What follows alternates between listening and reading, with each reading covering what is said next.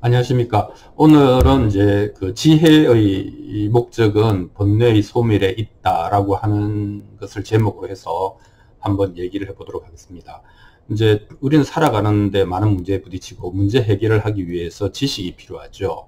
이 지식은 문자적인 지식이 아니라 실제적으로 문제를 해결할 수 있는 솔루션을 이제 의미하는 겁니다. 그러니까 지식의 목적은 뭐 이 생계라든지 하는 이런 현실 문제를 해결하는 데 있는 거죠. 그런데 이제 우리가 지식이라고 하는 것은 뭐 우리가 체계적이다 이런 표현을 쓰는데, 우리가 이제 지식 이야기를 할 때는 주로 범주화, 카테고리별로 이렇게 이야기를 합니다. 단편적인 정보들을 너무 많이 가지게 되면 용량의 한계가 있기 때문에 우리는 그 방을, 폴드를 만들어서 지식의 지도를 만들고 위치를 설정하고 각각의 관계를 이제 이어 놓습니다. 그렇게 하면 이런 메커니즘으로 이것이 작동하는구나 하는 것을 알 수가 있죠. 그게 이해입니다.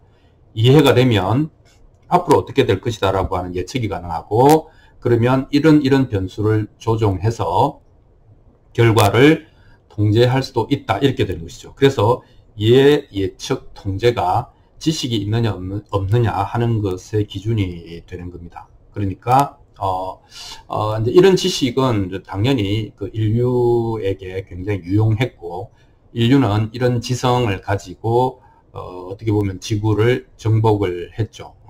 우두머리가 되었습니다.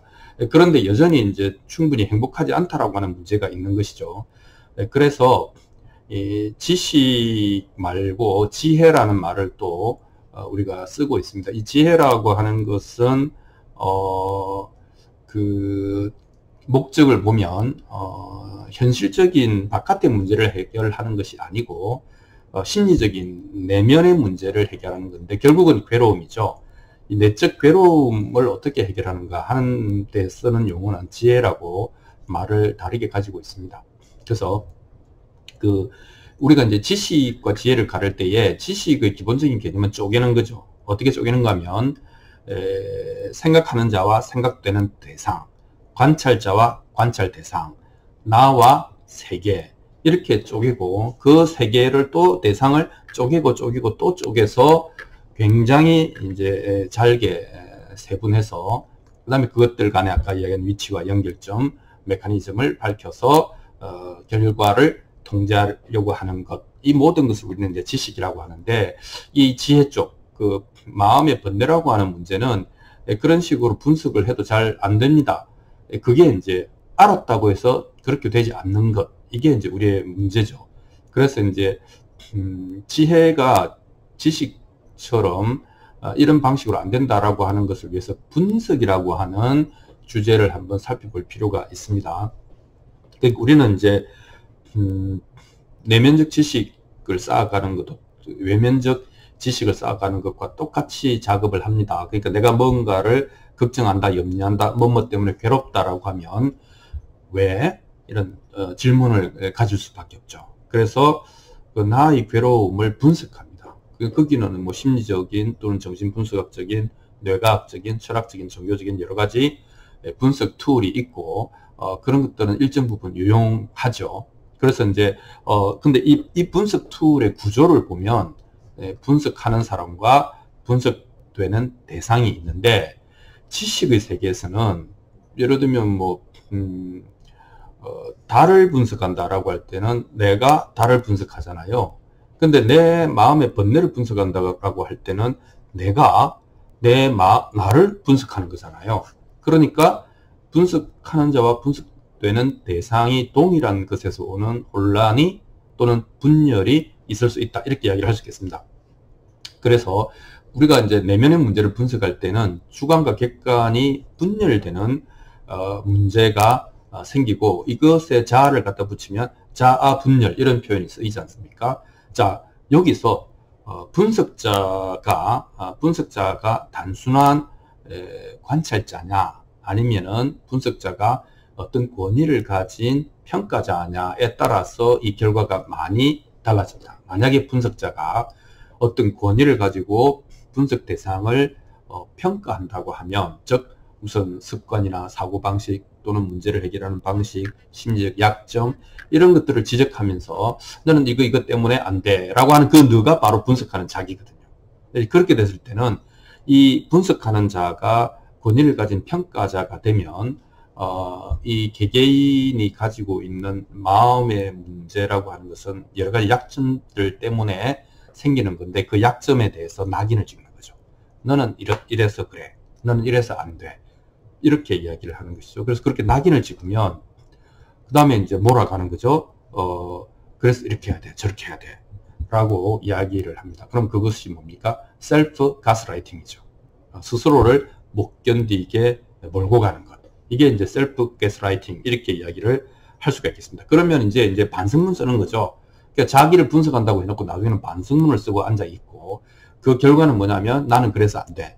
나는 좀 안 될 것 같아. 이런 이제 그 부정적인 상태에 빠질 수가 있겠습니다. 자, 그러면 자, 분석자가 권위를 가진 평가자가 아니라 분석자가 있는 그대로를 알아차릴 수 있는 관찰자가 되려면 이런 것들이 모두 어디에서 왔나 하는 것을 봐야 됩니다. 권위를 가진 평가자라고 하는 것은 결국은 따지고 보면 처음부터 내 마음속에 있었던 것이 아니죠. 그것은 사회화의 결과다 이렇게 얘기할 수 있지 않습니까? 글을 모를 때는 부모에게서 또 글을 배울 때는 학교나 세상으로부터 이래야 된다라고 하는 것들이 많죠. 그런 것들을 우리는 알게 모르게 내면화했고 그 내면화가 우리가 나를 분석할 때, 나를 관찰할 때 권위를 가진 평가자로 작용을 하는 겁니다. 헬퍼가 아니라 낙인 찍고 단죄하는 평가자로 작용을 한다. 그럼 이 사람은 자기를 알려고 가다가 주눅이 들어버린다 이렇게 되겠죠. 그래서 이 분석자가 관찰자가 아닌 평가자로 활동하면서 일어나는 문제가 이제 있어서 그게 더 복잡해져 버리는 겁니다. 문제 해결이 안 되는 겁니다.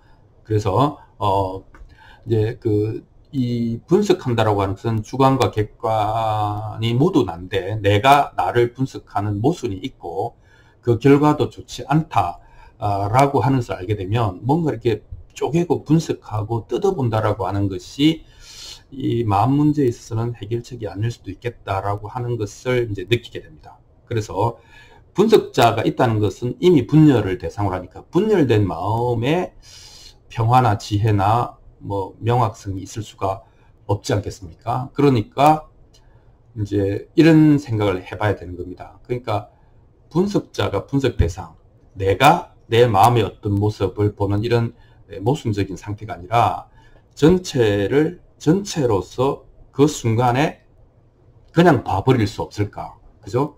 그러니까 분열되지 않고 있는 그대로를 전체적으로 한순간에 진실, 사실을 볼 수 없을까? 뭐 이런 생각을 해봐야 되는 겁니다. 그것이 온전한 관찰이다. 이렇게 이야기를 하는 것이죠.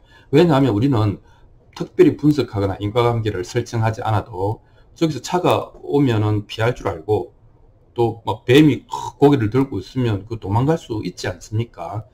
그런 어떤 지성이라고 하는 것은 이미 우리한테 이제 갖추어져 있는 것인데 우리는 너무 문제를 복잡하게 생각하고 그 복잡하게 생각한 것의 결과로 우리는 더더욱 큰 번뇌를 안게 되는지도 모릅니다. 왜냐하면 생각하기 시작하면 밤을 새우고 밤을 새우면 수만 가지의 이런 경우에 어떻게 하지 라고 하는 걱정이 생겨나기 때문입니다. 자, 그래서 온전한 그렇다면 지각, 전체를 전체로 순식간에 봐버리는, 명확하게 봐버리는 이런 온전한 지각은 또 어떻게 가능하지? 또 어떻게라고 하는 방법론을 묻지 않습니까? 자, 그렇지만 어쨌든 여기에 대해서 우리가 이제 생각을 해봐야 되는 것이죠. 이제 또 다르게 이야기하면 이건 에너지의 문제라는 것이죠. 우리는 분석하는 데 에너지를 너무 많이 쓰고 있지 않습니까? 만약에 상상을 해보면 분석하는 데서는 에너지를 소모하지 않을 수 있다면 그 막대한 에너지가 찰랑거리면서 남아있지 않겠어요? 그러면 그 에너지가 우리가 사물을 있는 그대로 즉시 직관하는데 쓰여질 수 있지 않을까 이런 생각을 할 수가 있게 되는 겁니다. 그러니까 뭐 표현을 보는 자가 따로 있는 건 아닌데 확실하게 보이는 것이죠.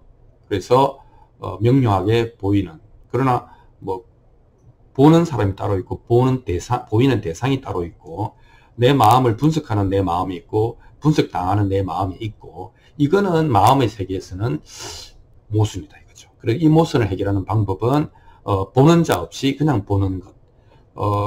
말이 어려울 수 있는데 생각을 해보면 즉 보는 자 없이 본다는 것은 누군가가 평가하고 누군가가 낙인을 찍고 누군가가 이래야 된다 저래야 된다는 것 없이 있는 그대로 내 마음을 보게 되는 것. 이렇게 이야기하면 조금 쉬울 수 있겠습니다. 자, 그래서 그런 그 분석자라고 하는 권위를 가진 분석자라고 하는 것은 적어도 마음에 있어서는 뭐 내가 갖고 있는 지식, 경험, 아까 사회화된 내면으로 받아들인 가치들, 그 다음에 그것이 신념이 된 거, 나의 그 관점, 뭐 이런 것이잖아요. 그건 모두 굴절을 만들어내요. 왜곡을 만들어내죠. 그 굴절률이 크다는 것은 자기만의 그 독특한 시각이 너무 강하다는 것이겠죠. 자, 그럼 그 굴절률이 굉장히 크다라고 하는 것을 알아차리는 것이 첫 번째 우리가 할 수 있는 일이라는 것이죠. 그렇게 알아차리면 수많은 분석에 쓰이는 그 에너지의 소모를 막을 수 있고 그 에너지가 찰랑찰랑하게 되면 뭐 이제 우리가 사물을 보는 명확성이 올라갈 수 있다는 것이죠. 그럼 그것이 소크라테스가 이야기한 너 자신을 알라라든지 또는 너 속에 답이 있다라든지 이런 것들을 실감할 수 있게 되는 겁니다. 그러니까 내가 불안하고 자신이 없고 명확하게 보이지가 않으니까 자꾸 물어보고 이러면 어떻게 하지 저러면 어떻게 하지 번뇌에 번뇌를 더하는 것이다 이렇게 말을 할 수가 있거든요. 자 그래서 그럼 우리가 할 수 있는 일은 이제 나왔죠. 우리가 할 수 있는 유일한 일은 내가 굉장한 왜곡의 굴절률, 그러니까 나의 신념, 지식, 경험 이런 나의 그런 부분으로 내가 많이 왜곡되어 있구나 하는 것을 알아차리는 것 말고 사실은 우리가 할 수 있는 게 별로 없죠. 그렇게 해서 물이 흐려진 것을 이해하면 가만히 있으면 흐려진 물이 가라앉으면 물은 다시 맑아지고 그러면 밑에 어떤 것들이 있는지 보이는 것이다. 이렇게 이야기를 비유로 할 수도 있겠습니다. 자, 그러니까 우리가 해야 될 유일한 것은 내가 나의 지식, 그 다음 경험, 신념, 관점 이런 것들에 의해서 많이 왜곡되어 있구나 하는 것을 생생하게 느끼면 그 즉시로 그런 것들이 깨어져 나가기 시작한다. 그리고 우리는 사물을 있는 그대로 볼 가능성이 높아진다. 상황이 점점 더 명료해질 수 있다. 그래서 나의 본래의 문제를 해결해 갈 수 있다. 그것이 지혜이다. 이렇게 이야기를 할 수가 있겠습니다. 자, 오늘은 지혜, 내면의 본래를 다스리는 지혜라고 하는 것은 외부의 우리의 그 생계 문제를 해결하는 지식의 차원, 즉 분석에 관한 방법으로는 안 된다.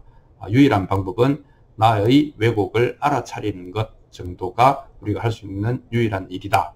그리고 거기서 모든 것이 바뀔 수 있다 하는 얘기를 하면서 마치도록 하겠습니다. 고맙습니다.